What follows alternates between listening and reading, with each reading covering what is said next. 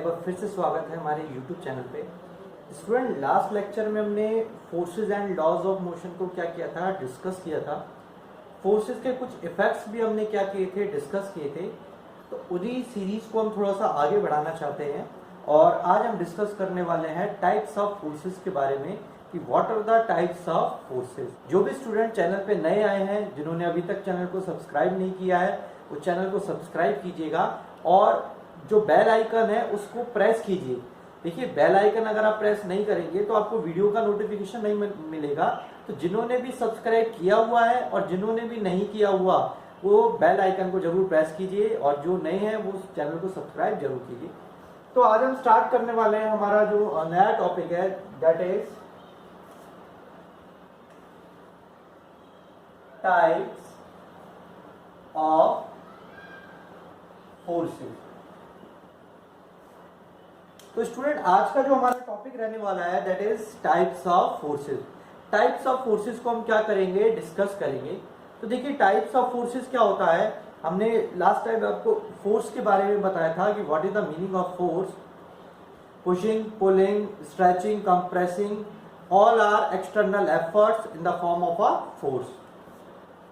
देखिए, types of forces की बात करते हैं तो जनरली हमें जो डिस्कस करने हैं वो दो टाइप के फोर्सेस हमें डिस्कस करने हैं। One is balanced force and another is unbalanced force. तो स्टूडेंट, फर्स्ट हमें डिस्कस करना है balance force and then after discuss करना है हमें unbalanced force. What is the meaning of balanced force and what is the meaning of unbalanced force? ये दोनों ही हमें क्या करने हैं, डिटेल में स्टडी करने हैं। तो चलिए हम सबसे पहले स्टार्ट करने वाले हैं what is the meaning of balanced forces के बारे में। तो देखिए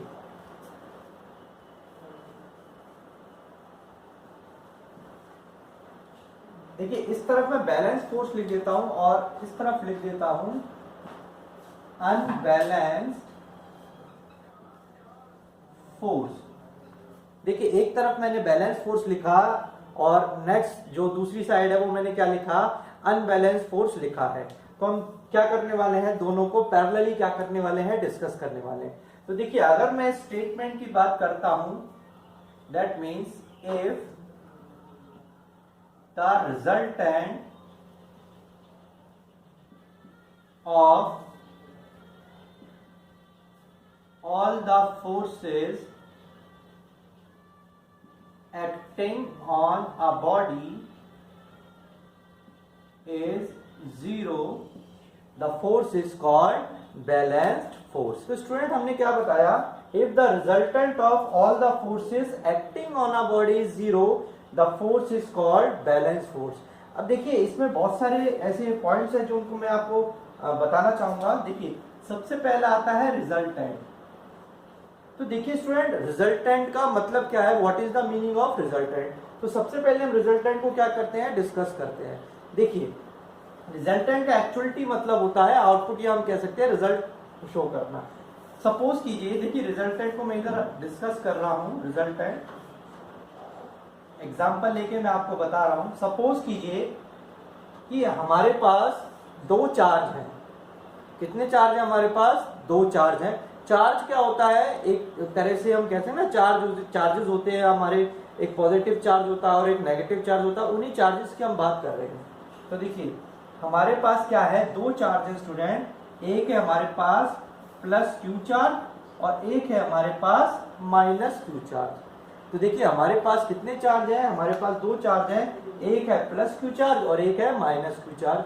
और हमसे अगर कोई पूछता है कि आपको रिजल्टेंट निकालना है इन दोनों चार्जेस का, तो देखिए रिजल्टेंट क्या निकल के आता है, रिजल्टेंट क्या निकलता है इनका, that is plus Q and minus Q. Plus Q और माइनस क्यू, और इन दोनों का रिजल्ट क्या निकलेगा, जीरो निकलेगा ना। क्या निकलेगा, जीरो निकलेगा। तो इसका मतलब ऑल फोर्सेस, मतलब एक बॉडी के ऊपर लगने वाले जितने भी फोर्स हैं, अलग अलग तरह के फोर्स, वो एक्सटर्नल फोर्स भी है, इंटरनल फोर्सेस भी है, अलग अलग, मतलब सारे फोर्सेस का जो रिजल्टेंट है, सारे फोर्सेस का जो रिजल्टेंट निकलता है, वो अगर जीरो के बराबर निकलता है तो वो फोर्स क्या कहलाता है, उस बॉडी के ऊपर बैलेंस्ड फोर्स कहलाता है। क्या कहलाता है? बैलेंस फोर्स कहलाता है। और with the help of balance force, इसी बैलेंस फोर्स की वजह से ऑब्जेक्ट की जो पोजीशन है, मैं इधर लिख रहा हूं, देखिए, पोजीशन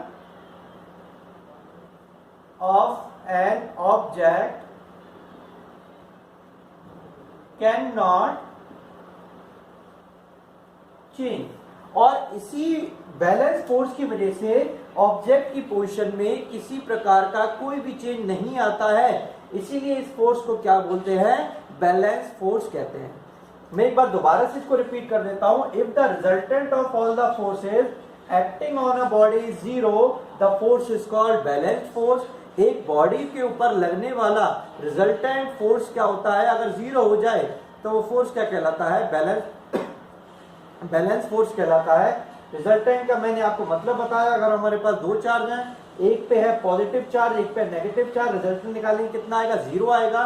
तो हम क्या कह सकते हैं? वो बैलेंस फोर्स है। और बैलेंस फोर्स में मैंने आपको क्या बताया?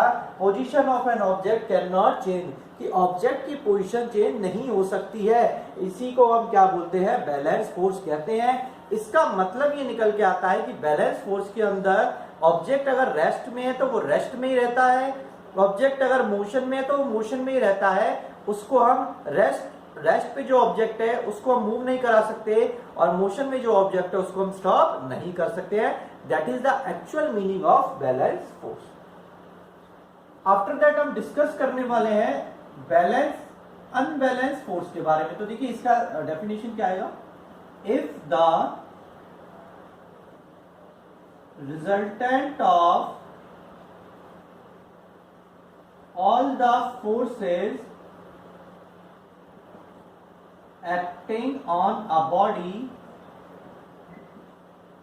is not equal to zero। देखिए अनबैलेंस फोर्स का मतलब क्या हो गया? Just reciprocal of balance force. Unbalance force में जो रिजल्टेंट है बॉडी के ऊपर सारे फोर्सेस का, वो जीरो के बराबर नहीं होता है, इसलिए ये फोर्स क्या कहलाता है? अनबैलेंस फोर्स कहला सकता है। और जैसे कि हमने बताया था बैलेंस फोर्स में position of an object can not change, तो इसमें क्या हो जाएगा? ये फर्स्ट पॉइंट है, देखिए ये फर्स्ट पॉइंट हो गया मेरा, ये सेकंड पॉइंट हो गया इधर। इसी तरह से सेकंड पॉइंट क्या आएगा? Position of an object change. देखिए अनबैलेंस फोर्स में क्या आएगा कि जो पोजीशन है ऑब्जेक्ट का वो क्या हो जाता है? चेंज हो जाता है। इसी को हम क्या बोलते हैं? अनबैलेंस फोर्स कह सकते हैं। ठीक है स्टूडेंट, तो बेसिक आइडिया आपको पता चल गया। बैलेंस फोर्स का मतलब क्या हुआ कि रिजल्टेंट जीरो होता है। अनबैलेंस फोर्स का मतलब रिजल्टेंट जीरो के बराबर नहीं होता। बैलेंस फोर्स में ऑब्जेक्ट की पोजीशन चेंज नहीं होती है, जबकि अनबैलेंस फोर्स में ऑब्जेक्ट की पोजीशन क्या हो जाती है? चेंज हो जाती है। तो ये बेसिक आइडिया है। एक मैं आपको एक एग्जांपल लेके भी इसको समझा देता हूं। तो देखते हैं इसका एग्जांपल। मैं इसको रब कर रहा हूं, देखिए सर।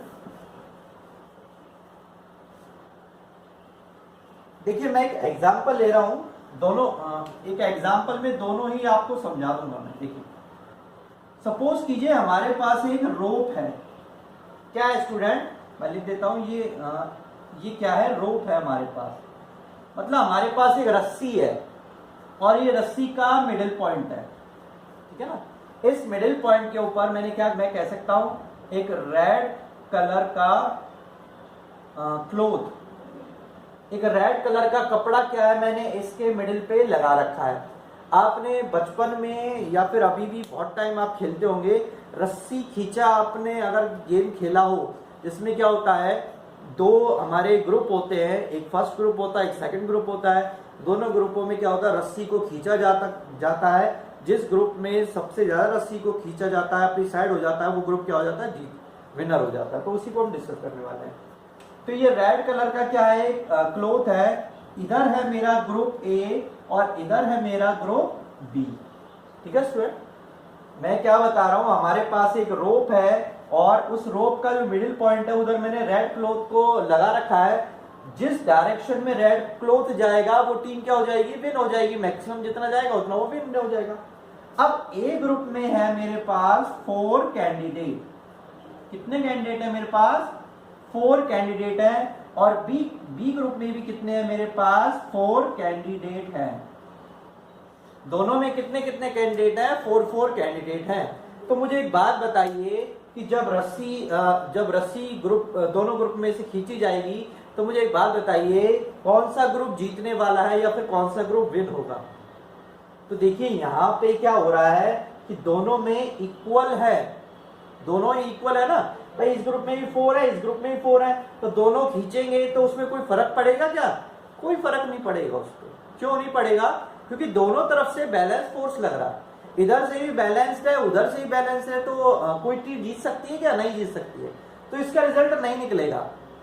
अब मैं क्या करता हूं, अब इस कंडीशन में क्या हो गया, दैट इज एक तरह से मैं क्या कर सकता हूं, ड्रॉ हो गया है, और किसकी वजह से हुआ? बैलेंस फोर्स की वजह से क्या हो गया, ये मैच जो है ये क्या हो गया है, ड्रॉ हो गया है। अब ऐसे अगर हम खेलेंगे तो ऐसे तो काम चलेगा नहीं ना, या फिर हम ये कह सकते हैं कि इसमें कोई पावरफुल कैंडिडेट हो वो और ज्यादा फोर्स लगाए तब फिर भी जीत सकते हैं। तो हम क्या करेंगे, हम क्वांटिटी को थोड़ा सा इंक्रीज कर देंगे। सपोज कीजिए बी ग्रुप में जो कैंडिडेट हैं अब क्या है, वो मान लीजिए 5 कैंडिडेट हो गए भाई, 5 कैंडिडेट हो गए। अब 5 कैंडिडेट हो गए तो ये क्या मैच ड्रॉ होगा क्या? बिल्कुल नहीं होगा। क्यों नहीं होगा? क्योंकि बी ग्रुप में क्या है, कैंडिडेट की जो क्वांटिटी है वो ज्यादा है किससे, ए ग्रुप से, तो इसका मतलब बी ग्रुप जो है वो क्या हो जाएगा, विन हो जाएगा। किस वजह से? अनबैलेंस फोर्स की वजह से। अनबैलेंस फोर्स उस पर लग रहा है भाई, अनबैलेंस लग रहा है, पोजीशन चेंज हो गया, resultant is not equal to 0, team क्या हो जाएगी, जीत जाएगी। बेसिक जो एग्जाम्पल है, जर्नल जो एग्जाम्पल है, उन्हीं से हमें ये क्या करना है, स्टडी करना है। देखिए जो फिजिक्स का एक्चुअलिटी मीनिंग है, फिजिक्स का मतलब क्या होता है कि फील करके या फिर इमेजिनेशन करके हम क्या करते हैं, स्टडी करते हैं। अगर आप इमेजिनेशन है आपका कि आप इस चीज को फील कर रहे हैं कि यार अगर हम उसको रोप को खींच रहे हैं, उस फीलिंग से अगर आप पढ़ रहे हैं तो आप फिजिक्स को बहुत अच्छी तरीके से समझ सकते हैं। बहुत आसान सा फिनोमिना है, बहुत आसान सा तरीका है फिजिक्स को पढ़ने का। ज्यादा हमें कैलकुलेशन या ज्यादा दिमाग नहीं लगाना है, बेसिक्स का यूज करना है, और उसी बेसिक्स का यूज करके हम क्या कर रहे हैं, चीजों को सॉल्व करने की कोशिश कर रहे हैं, और काफी हद तक हम क्या कर पा रहे हैं, उनको सॉल्व भी कर पा रहे हैं। तो स्टूडेंट इस तरीके से हमने बैलेंस फोर्स और अनबैलेंस फोर्स को क्या किया है, डिस्कस किया है। मैंने आपको बताया कि जो टग ऑफ वॉर होता है, टग ऑफ वॉर इसको हम कहते हैं। टग ऑफ वॉर में क्या होता है, दो ग्रुप होते हैं, रस्सी को खींचते हैं, अगर दोनों में बराबर बराबर कैंडिडेट है तो वो क्या रहता है, बैलेंस फोर्स की वजह से रहता है, और अगर अनबैलेंस फोर्स होगा तो एक टीम क्या हो जाएगा, विन हो जाएगा। तो बेसिकली अनबैलेंस फोर्स क्या करता है, ऑब्जेक्ट की पोजीशन को चेंज करने में क्या करता है, हेल्प करता है। बैलेंस फोर्स क्या करता है, जिसमें ऑब्जेक्ट की पोजीशन चेंज नहीं होती। तो स्टूडेंट आपको ये अनबैलेंस और बैलेंस फोर्स समझ में आया होगा। अब इसके बाद हम डिस्कस करने वाले हैं, एक ऑब्जर्वेशन को डिस्कस करने वाले हैं, और वो ऑब्जर्वेशन किसके द्वारा दिया गया है, वो गैलीलियो साइंटिस्ट थे, उनके द्वारा दिया गया है।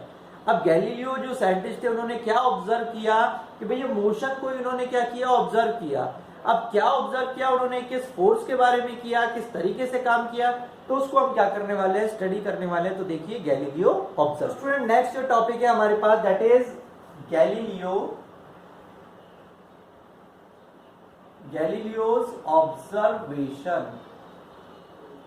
कि एक्चुअलिटी में गैलीलियो जो साइंटिस्ट थे उन्होंने क्या ऑब्जर्व किया, रिलेटेड मोशन फोर्स के रिस्पेक्ट में।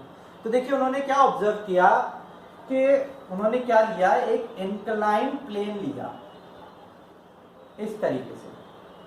गैलीलियो ने क्या लिया, एक इंक्लाइन प्लेन लिया। इंक्लाइन प्लेन का मतलब होता है इस तरीके से अगर रखा हुआ है तो इसको हम क्या बोलते हैं, इंक्लाइन बोलते हैं, ठीक है ना। और ये है सरफेस, एक सरफेस पे उन्होंने क्या लिया, इंक्लाइन प्लेन लिया इस तरीके से। इसको इस तरह कर देते, ग्राउंड हो गया आपका, ठीक है, इस तरीके से एक्स वाई, इस तरीके से हमने क्या कर दिया, रिप्रेजेंटेशन कर दिया।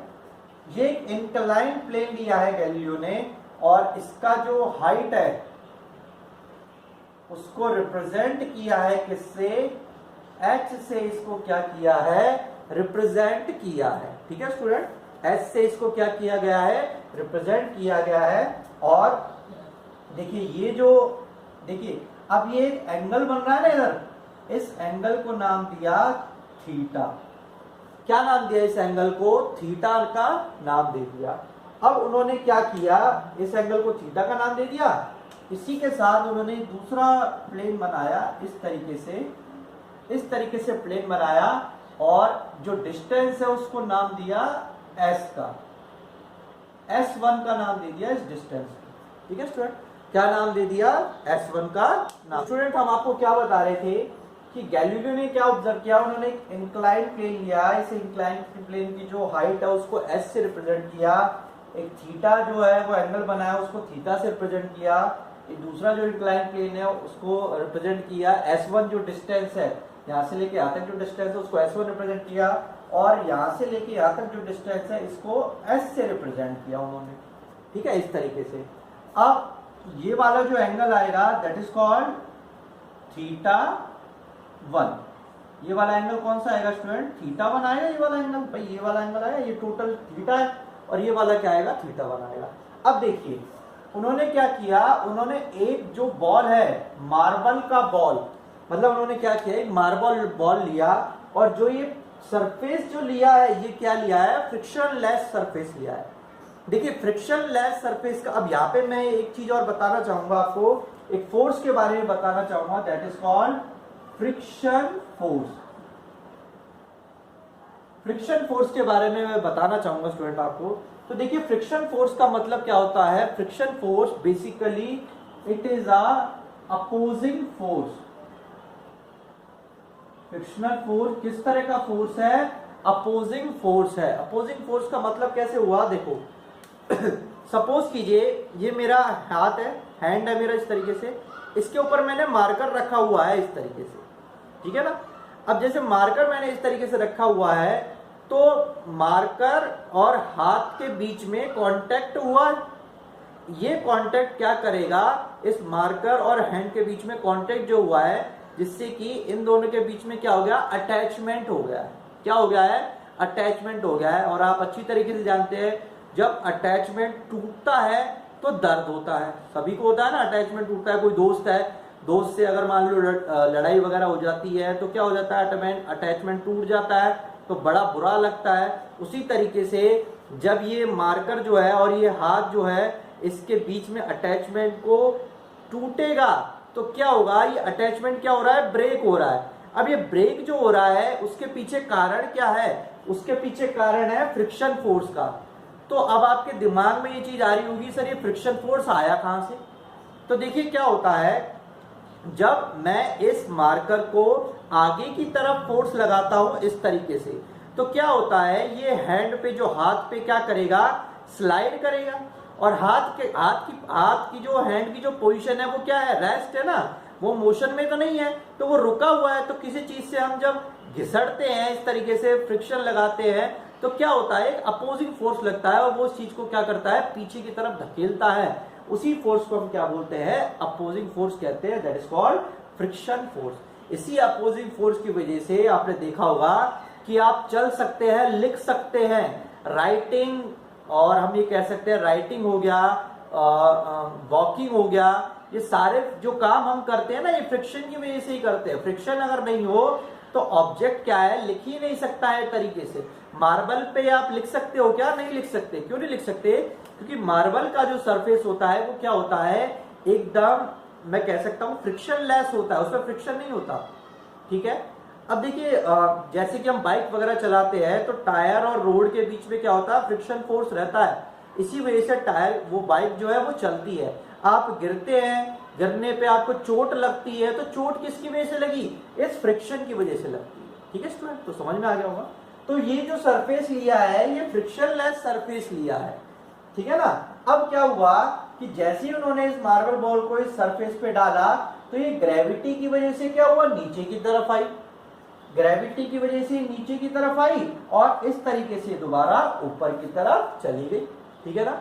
अब आपको लग रहा होगा सर ये इस तरीके से आई और ऐसे कैसे चली जाएगी, तो ये इस तरीके से पाथ है हमारे पास। जैसे बाउल होता है ना, उस तरीके से, लेकिन रिप्रेजेंट हम इस तरीके से बता रहे हैं। तो ये ग्रेविटी की वजह से नीचे आई और ये क्या हो गया, इस तरीके से चली गई। तो हम एक मार्जिन इस तरीके से रफ ले लेते हैं आइडिया, ठीक है ना, कि इतना हम लेवल पे लेते हैं। उसके बाद क्या होगा, धीरे धीरे क्या होगा, क्योंकि ग्रेविटेशन अपोजिंग कर रहा है ग्रेविटी को, तो धीरे धीरे क्या होता जाएगा, इसकी स्पीड कम होती जाएगी और क्या हो जाएगा, ये डिक्रीज हो जाएगा। तो अब इस पॉइंट को हम कंसीडर कर रहे हैं, ठीक है। मैं इसको क्या कर देता हूँ, फ्रिक्शन फोर्स को थोड़ा सा रब कर देता हूँ, जिससे कि आगे हम काम कर सकें। तो इस तरीके से क्या किया उन्होंने, जो सरफेस है उसका यूज करते हुए बॉल को रिलीज किया एक हाइट से, और वो बॉल जो है एक डिस्टेंस को उसने क्या किया, कवर किया। अब मुझे एक बात बताइए, मैं हर एक पॉइंट पे आपको बताता जाऊंगा। अगर मैं इस पॉइंट की बात करूं तो जो S1 मेरा डिस्टेंस है, देखिए सबसे पहले एंगल की बात करते हैं। जो θ1 है वो किसके बराबर है, थीटा के बराबर है ना। तो मैं क्या बता रहा हूं आपको, थीटा इज इक्वल टू θ1। भाई जो थीटा है वो किसके बराबर है, θ1 के बराबर है ना। ये वाला एंगल किसके बराबर हुआ, इसके बराबर हुआ, ठीक है। अब क्या कर रहे हैं, हम इस डिस्टेंस को थोड़ा सा और इंक्रीज कर रहे हैं। तो हमने क्या किया, इसको थोड़ा सा इंक्रीज कर दिया, रिप्रेजेंट किया S2 से। अब S2 से रिप्रेजेंट किया तो मेरे पास एक और एंगल बना, दैट इज कॉल्ड θ2। क्या एंगल बना मेरे पास, θ2 बना। अब मुझे एक बात बताइए, यहां से जो एंगल बना है θ2, तो क्या θ2 जो है वो θ1 से कम नहीं है क्या, बिल्कुल कम है। इसका मतलब θ1 जो है वो बड़ा है और θ2 क्या है, छोटा एंगल है। उसी तरीके से S1 जो है वो लेस देन है किससे, S2 से। S2 बड़ा है ना और S1 क्या है, छोटा है। वही चीज हमने बताई है, ठीक है। समझ में आई सभी को कि उन्होंने इस जो S सरफेस है, डिस्टेंस है, इसको तो क्या रखा, सेम रखा, और जो ये S1 S2 है इनको हमने क्या करते गए, थोड़ा सा इंक्रीज करते गए और देखते गए कि बॉल का जो स्पीड है वो किस तरीके से क्या करता है, मूव करता है। तो एंगल क्या होता गया, इंक्रीज हो गया। जैसे जैसे एंगल बनता जाएगा तो एंगल क्या होता जाएगा, कम होता जाएगा, और डिस्टेंस क्या होता जाएगा, इंक्रीज होता जाएगा। तो एक और हम लेते हैं इस तरीके से, दैट इज S3 हमने लिया है और एंगल क्या आया हमारे पास, θ3 आया। अब मुझे एक बात बताइए, फिर again θ3 is less than θ2 is less than θ1। इसका मतलब θ1 जो है वो सबसे बड़ा एंगल है, उसके बाद θ2 है, उसके बाद θ3 है। और क्या ये सभी एंगल थीटा के बराबर नहीं है क्या, बिल्कुल है। ये सभी एंगल किसके बराबर है, थीटा के बराबर है। इसी के रिस्पेक्ट में S3 जो है is greater than S2 is greater than S1, और ये सब किसके बराबर है, S के बराबर नहीं है क्या, बिल्कुल बराबर है S के, ठीक है। तो ये बात आपको अच्छे से समझ में आ गई होगी कि मैं क्या बता रहा हूं। एंगल जिस तरह से बनता जा रहा है तो एंगल क्या होते जा रहे हैं, डिक्रीज होते जा रहे हैं, डिस्टेंस क्या होता जा रहा है, इंक्रीज होता जा रहा है। अब इस तरीके से उन्होंने तीन चार इस तरीके से काम डिस्टेंस को इंक्रीज किया। आफ्टर दैट उन्होंने क्या किया, एक टाइम ऐसा भी आएगा जब ये सारे एंगल क्या हो जाएंगे, बिल्कुल जीरो हो जाएंगे। बॉल जो है वो आपका इस सरफेस पे आ जाएगा, हॉरिजॉन्टल सरफेस पे आ जाएगा, ठीक है। बॉल क्या होगा, हॉरिजॉन्टल सरफेस पे आ जाएगा, और ये जितना डिस्टेंस ट्रेवल करते हुआ है उतना ही डिस्टेंस क्या करेगा, ट्रेवल करता रहेगा। अब मुझे एक बात बताइए, इस एक्सपेरिमेंट से आपको क्या चीज समझ में आती है। तो देखिए ये एक्सपेरिमेंट आपको क्या बताता है कि अगर जो सरफेस है वो फ्रिक्शनल लेस सरफेस नहीं होगा तो कुछ समय बाद ये जो बॉल है वो क्या हो जाएगी, स्टॉप हो जाएगी। दैट मीन्स उसके ऊपर क्या फोर्स लगेगा, अनबैलेंस फोर्स लगेगा, क्योंकि अनबैलेंस फोर्स ही क्या करता है, चीजों को रोकने का और चलाने का काम करता है। अगर इसके ऊपर फिर अनबैलेंस फोर्स नहीं लगेगा, बैलेंस फोर्स लग रहा है, तो ये बॉल जो है परमानेंटली क्या करती रहेगी, मूव करती रहेगी, क्योंकि उसका रोकने के लिए कोई फोर्स लग ही नहीं रहा है उसके ऊपर, ठीक है। तो गैलीलियो ने इस ऑब्जर्वेशन से ये चीज क्लियर किया कि unbalance force is required to change the position of an object. कि बेसिकली इसका जो रिजल्ट निकलता है वो क्या निकला, unbalance force, unbalanced force is required for changing the position of an object. Basically result क्या निकल के आता है, unbalance force is required for changing the position of an object. अगर ऑब्जेक्ट की पोजीशन को चेंज करना है तो हमें किस तरह के फोर्स का रिक्वायरमेंट होगा, that is called unbalance force. Unbalance force का हमें क्या होगा स्टूडेंट, रिक्वायरमेंट होगा, क्योंकि बैलेंस फोर्स क्या करता है, ऑब्जेक्ट की पोजीशन को चेंज नहीं करता है। तो इस तरीके से हमने क्या किया, गैलीलियो ऑब्जर्वेशन को डिस्कस किया है, बैलेंस और अनबैलेंस फोर्सेस के बारे में भी हमने क्या किया है, डिस्कस किया है। तो होपफुली आपको वीडियो लेक्चर अच्छा लगा होगा। अच्छा लगा है तो वीडियो को लाइक कीजिए, चैनल को सब्सक्राइब कीजिए और बेल आइकन को प्रेस कीजिए। ज्यादा से ज्यादा शेयर करने की भी कोशिश कीजिएगा।